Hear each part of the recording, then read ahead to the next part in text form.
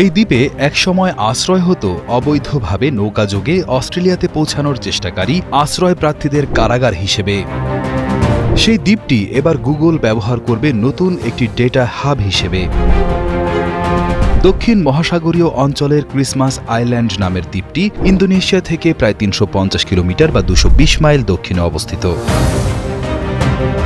Google জানিয়েছে তারা Christmas আইল্যান্ডকে মালদ্বীপ এবং ওমানের সাথে সংযুক্ত করার জন্য একটি সাবসি কেবল সিস্টেমও তৈরি করবে। এই প্রকল্পের মাধ্যমে দুটি নতুন ডেটা হাব তৈরি করা হবে, যার লক্ষ্য হল ভারতীয় মহাসাগর অঞ্চলে ইন্টারনেট কাঠামো আরও শক্তিশালী করা। অস্ট্রেলিয়ার অবকাঠামো বিভাগ গুগলের সাথে আলোচনা করছে যাতে এই ডেটা হাবের জন্য প্রয়োজনীয় বিদ্যুতের যোগান ক্রিসমাস আইল্যান্ডের স্থানীয় বাসিন্দা ও ব্যবসার সরবরাহে কোনো প্রভাব না ফেলে। রয়টার্সের পূর্বের একটি প্রতিবেদনে বলা হয়, গুগল ক্রিসমাস আইল্যান্ড থেকে পূর্ব অস্ট্রেলিয়ার গুরুত্বপূর্ণ সামরিক ঘাঁটিগুলোর কাছাকাছি আরও দুটি সাবসি কেবল স্থাপন করার পরিকল্পনা করেছে।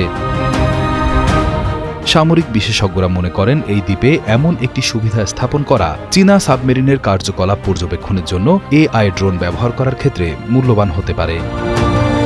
উল্লেখ্য, ২ দশক ধরে এই দ্বীপটি অস্ট্রেলিয়ায় নৌকাযোগে পৌঁছানোর চেষ্টাকারী আশ্রয় প্রার্থীদের জন্য একটি আটক কেন্দ্র বা ডিটেনশন সেন্টার হিসেবে ব্যবহৃত হতো, যা অস্ট্রেলিয়ার অভিবাসন নীতি পরিবর্তনের পর ২০২৩ সালে প্রায় খালি হয়ে যায়।